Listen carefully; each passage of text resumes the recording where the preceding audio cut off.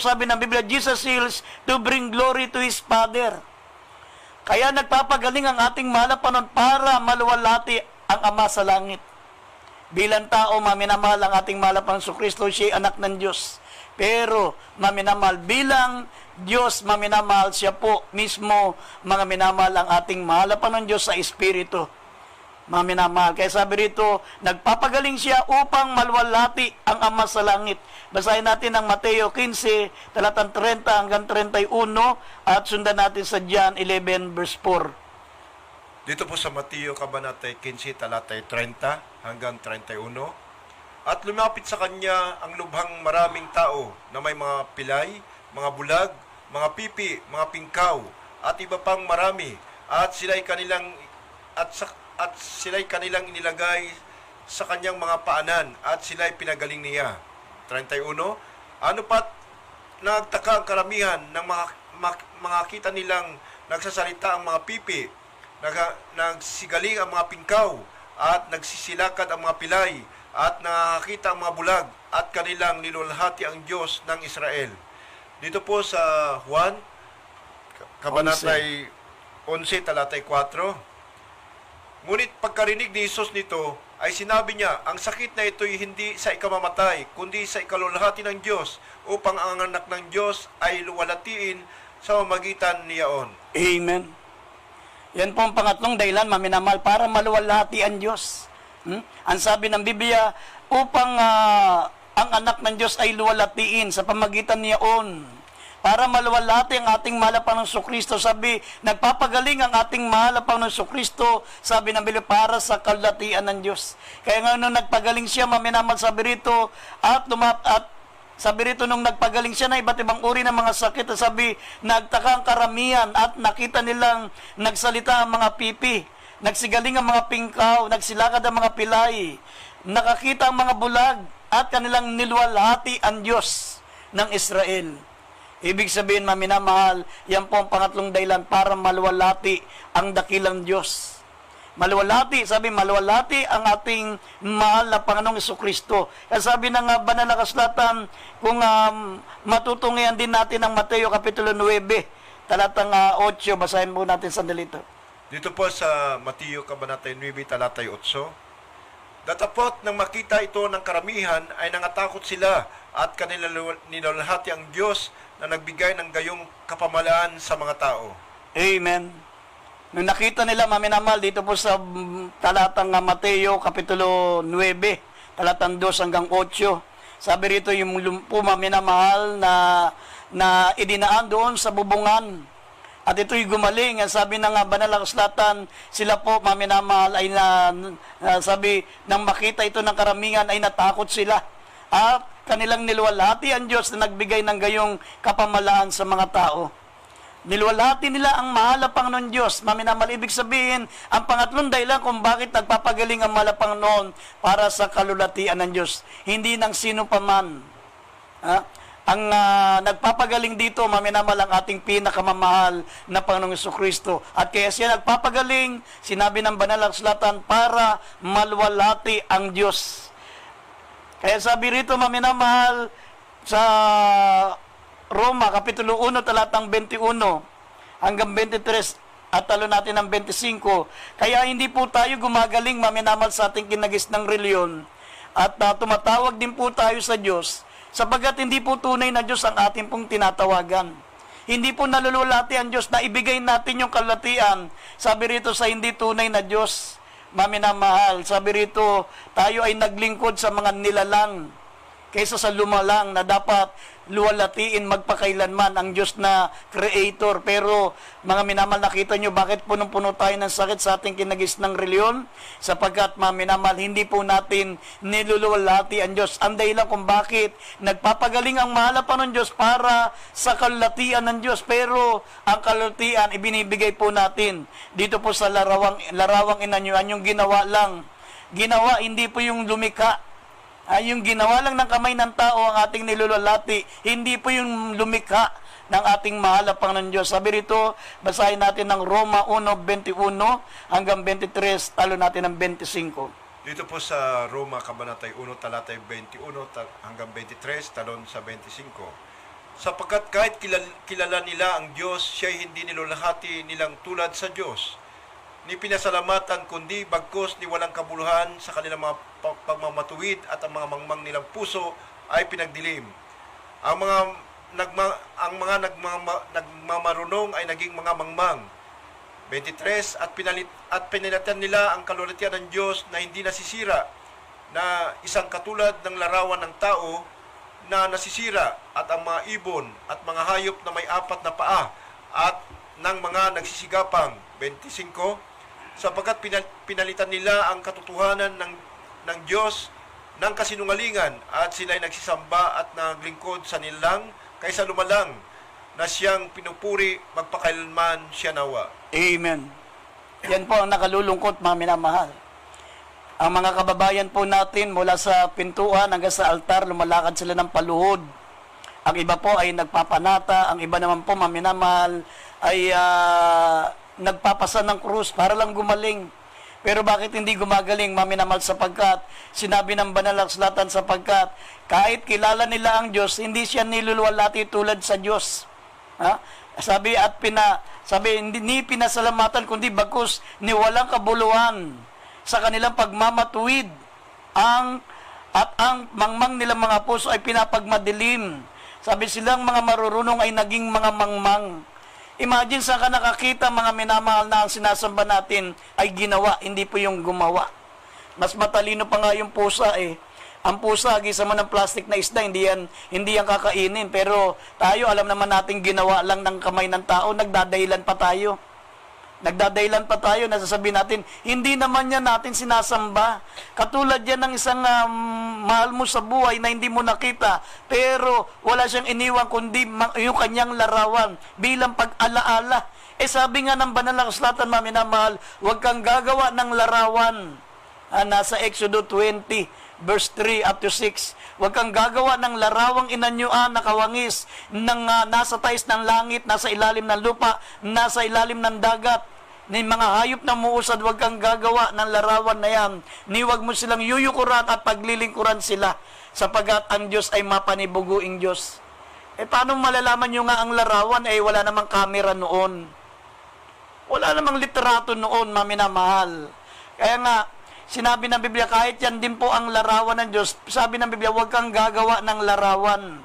Kaya ngayon ang dahilan kung bakit hindi tayo gumagaling, maminamal. Alam nyo, bakit may mga ribulto, may mga graven images na nakikita natin na sabi nila naghihimala, lumuluwa ng dugo, lumuluwa ng asin.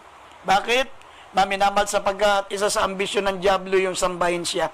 Kaya nga, nagrebelde sa Diyos ang Diablo eh.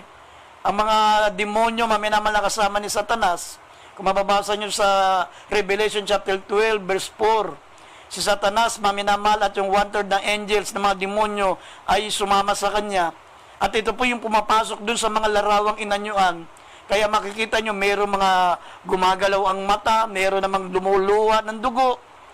Kasi gusto ni Satanas na sambahin siya. At yun lamang ang tanging paraan para matupad ang kanyang ambisyon na sambahin siya ng tao.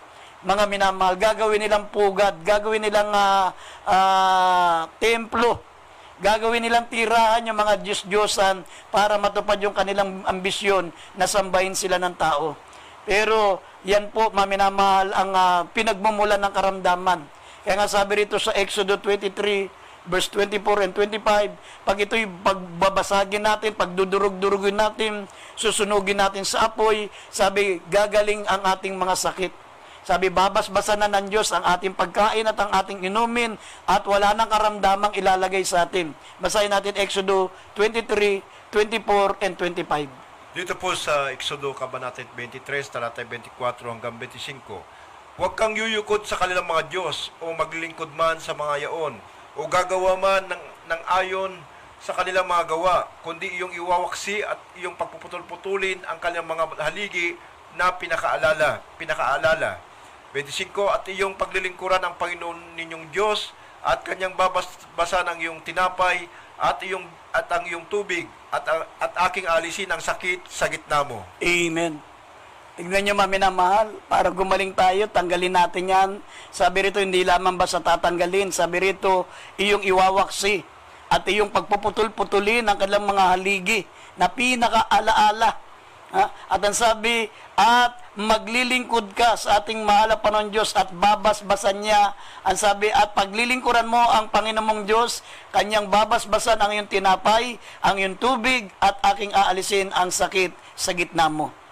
Diyan ka pagagalingin ng ating mahal na Panginoon. Kaya magtataka kayo, maminamal, bakit hindi tayo gumagaling?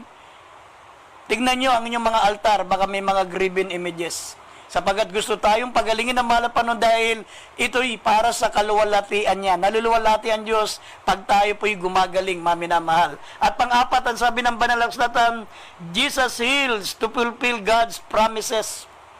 Maminamal, ang ating mahal na Panginoon ay nagpapagaling para matupad ang kanyang ipinangako sa atin. Maminamal, sabi rito sa Exodus 15:26, maminamal, kung ating pong didinggin ang kanyang mga tinig at gaganapin ang kanyang mga palatuntunan, sabi, wala nang karamdamang ilalagay sa atin sapagat ang Diyos ay nagpapagaling. Pangako niya yan. Basahin natin yung 2 talata, maminamahal, Exodus 15, talatang 26, at Jeremias, Kapitulo 17, talatang 14. Basahin natin talata. Ito po sa Exodo, Kabanata 15, talata 26. At sinabi, kung iyong didinggin ng buong sikap ang tinig ng Panginoong Diyos at iyong gagawin ang matuwid sa kanyang mga mata, at iyong didinggin ang kanyang mga utos, at iyong gaganapin ang lahat niyang mga palatuntunan, ay wala akong ilalagay na karamdaman sa iyo na gayang inilagay ko sa mga Ehipsyo, sapagkat ako ang Panginoon na nagpapagaling sa iyo. Sa Jeremias 17, Talatang talatay 14. 14. Ganito po ang pagkasabi. Iyong pagalingin ako, o Panginoon, at gagaling ako. Iyong iligtas ako at maliligtas ako, sapagkat ikaw ang aking kapurihan. Amen. Yan po, maminamahal, ang sabi ng banal na kasulatan. Siya ay nagpapagaling para matupad ang kanyang mga pangako. Sabi niya, maminamahal, kung iyong didinggin ang buong sikap ang tinig ng Panginoon Diyos, gagawin natin ang matuwid sa kanyang mga mata, at didinggin natin ang kanyang mga utos, gaganapin ang lahat ng kanyang palatuntunan, walang ilalagay na karamdaman sa iyo, gaya na inilagay ko sa mga Ehipsyo, sapagat ako ang Panginoon na nagpapagaling sa iyo. Gusto niyang matupad yan, maminamahal, sapagkat ang Diyos po, maminamahal, ay hindi sinungaling. Gusto niyang patunayan sa iyo na ang kanyang mga pangako ay totoo. At pang-5, sabi dito, maminamahal, Jesus heals also to confirm His own word. Siya ay nagpapagaling, maminamahal, para kumpirmahin na ang kanyang salita ay totoo. Para patunayan, maminamahal, na ang kanyang salita ay totoo. Para lalo tayong maniwala na ang salita ng Diyos ay totoo. Kaya nagpapagaling siya. Basahin natin itong Psalms 107 verse 19 and 20. At sundan natin dito, maminamahal, sa susunod na talata sa may Mateo Kapitulo 8, talatang 8. Dito po sa awit 107, talatay 19 at 20. Nang magkagayoy nagsidaing sila sa Panginoon sa kanilang kabagabagan at iniligtas niya sila sa kanilang kahirapan. 20. Sinugo niya ang kanyang salita at pinagaling sila at iniligtas sila sa kanilang mga ikapapahamak. Dito po sa Mateo Kabanatay 8, talatay 8. 17. 8 muna. 8. 8 at 8. 17. At sumagot ang senturyon na sinabi, Panginoon, hindi ako karapat-dapat na ikaw ay pumasok sa ilalim ng aking bubungan. Datapat sabihin mo lamang ang salita at gagaling ang aking alila. Amen. Yan po, maminamahal. Ang sabi to, confirm His word. Para, mga minamahal, patunayan sa atin na katotoo ang kanyang mga banal na salita. Sinabi ng banal na kasulatan, maminamahal, na sinugo niya ang kanyang salita at pinagaling sila at iniligtas sila sa kanilang ikapapahamak. Gusto niyang patunayan na ang kanyang salita ay totoo, gaya ng sinabi ng Marcos 16, talatang 16 hanggang 18. Sabi ng banal na kasulatan, ang sumampalataya at mabautismuhan ay maliligtas, ngunit ang hindi sumampalataya ay mapapahamak. At lalakip ang mga tandang ito sa mga sumasampalataya. Sabi, magpapalaya sila ng demonyo sa aking pangalan. Kung matuklaw sila ng ahas, hindi sila maano. Kung makainom sila ng mga bagay na nakamamatay, ay hindi tatalab sa kanila. At ipapatong nila ang kalang mga kamay sa may sakit, sila'y magsisigaling. Kaya ang Diyos ay nagpapagaling para kumpirmahin o tiyakin na totoo ang kanyang mga banal na salita. At ang Diyos kailanman, hindi kailanman nagsisinungaling. At pang-anim, sabi, Jesus heals to show the power of His word. Ha? Ang sabi rito, Jesus heals to show the power of His blood. Para patunayan na totoo, maminamahal, ang kapangyarihan ng kanyang dugo. Sa pamagitan ng dugo ng ating mahal na Panginoon, sabi, He was wounded for our transgression. He was bruised for our iniquities. Para mga minamahal, makita ng lahat ng tao ang kapangyarihan ng ginawa ng mahal na Panginoon sa krus ng Kalbaryo, yung kapangyarihan ng kanyang banal na dugo. Sabi rito, Isaiah 53, verse 4 and verse 5. Dito po sa Isaiah, Kabanata 53, talata 4 at 5. Tunay na kanyang dinala ang ating mga karamdaman at dinala ang ating mga kapanglawan. Gayon may ating pinalagay siya na hinampas, sinaktan ng Diyos at dinalamhati. 5. Ngunit siya'y nasugatan dahil sa ating mga pagsalangsang. Siya'y nabugbog dahil sa ating mga kasamaan. Ang parusa ng tungkol sa ating kapayapaan ay nasa Kanya. At sa pamamagitan ng Kanyang mga latay ay nagsigaling tayo. Amen. Iyan po, maminamahal. Para patunayan na may kapangyarihan sa sakripisyo na inihandog ng mahal na Panginoon sa krus ng Kalbaryo, ang pagbuhos ng kanyang banal na dugo. Ang sabi, He was wounded for our transgression. He was bruised for our iniquities. The chastisement of our peace was upon Him, and with His stripes we are healed. By His stripes we are healed. Ibig sabihin, past tense. Dahil sa mga latay niya, dahil sa kanyang banal na dugo na dumaloy sa krus ng Kalbaryo, sabi, tayo'y tumanggap na ng kagalingan.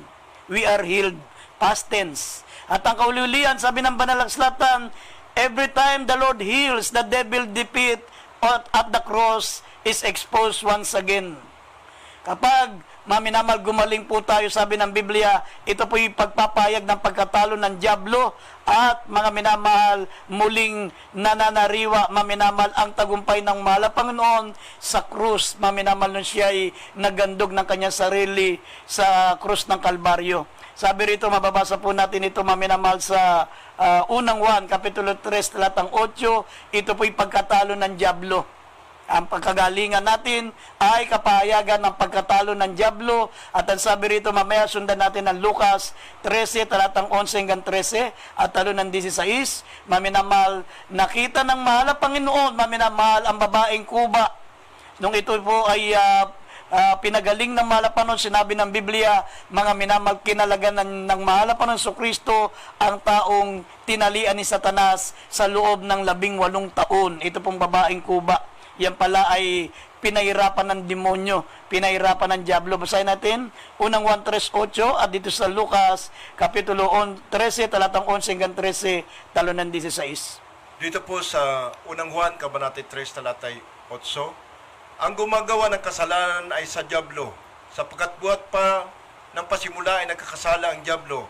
Sa bagay na ito'y nahayag ang anak ng Diyos upang iwasak ang mga gawa ng dyablo. Sa Lucas 13, talatay 11 hanggang 13, talon sa 16, ganito po ang pagkasabi. At narito ang isang babae na may espiritu ng sakit na may 18 taon na, at totoong baluktot at hindi makaunat sa anumang paraan. At nang siya'y makita ni Jesus, ay kanyang tinawag siya, at sinabi niya sa kanya, babae, kalag ka na sa iyong sakit. 13, at ipinatong niya ang kanyang mga kamay sa kanya, at pagdakal siya'y naunat, at nilulahati niya ang Diyos. Sa 16, at ang babaeng ito'y anak ni Abraham, na tinalian ni Satanas, narito sa loob ng 18 taon. Hindi baga dapat kalagan ng taling ito sa araw ng Sabat? Amen. Kaya nga, maminamahal, ang kagalingan natin, sabi ng banal na kasulatan, every time that the Lord heals, the devil defeat at the cross is exposed once again. muling nahayag ang pagkatalo ni Satanas sa pamagitan ng ating mga kagalingan. Kaya nga, nabasa natin kanina, isang babaeng Kuba, maminamal na baluktot, sa loob ng 18 taon na pinahirapan ng dyablo, at sabi rito, mga minamahal, siya ay kinalagan at pinagaling ng ating mahal na Panginoon sa pagpapahirap ng dyablo. Ito po'y kapayagan ng pagkatalo ng dyablo sa tuwing tayo po'y nakatatanggap ng kagalingan. Kaya nga, maminamahal, imposibleng hindi ka gumaling. Imposibleng hindi ka gumaling. Ang dahilan kung bakit, maminamahal, merong hindi gumagaling dahil sabi ng banal na kasulatan, without faith, it is impossible to please God. Ang walang pananampalataya ay imposibleng malugod ang ating mahal na Panginoon. Sabi ng huling talata dito sa Mateo 13, talatang 58, at hindi siya nakagawa ng himala. Hindi siya nakagawa, maminamal ng mga himala dahil sa kawalan nila ng pananampalataya. Kung hindi ka gumaling, mga minamahal, hindi problema sa mahal na Panginoon. Ang problema ay nasa atin. Baka tayo po ay walang pananampalataya. Basahin po natin itong talatang ito, uling talata. Ito po sa Mateo, Kabanatay 13, talatay 58. At siya'y hindi gumawa roon ng maraming makapangyarihang gawa dahil sa kawalan nila ng pananampalataya. Amen. Ang sabi, at siya hindi gumawa roon ng maraming makapangyarihang gawa dahil sa kawalan nila ng pananampalataya. Kaya nga, mga minamahal, kung hindi tayo gumaling, may problema.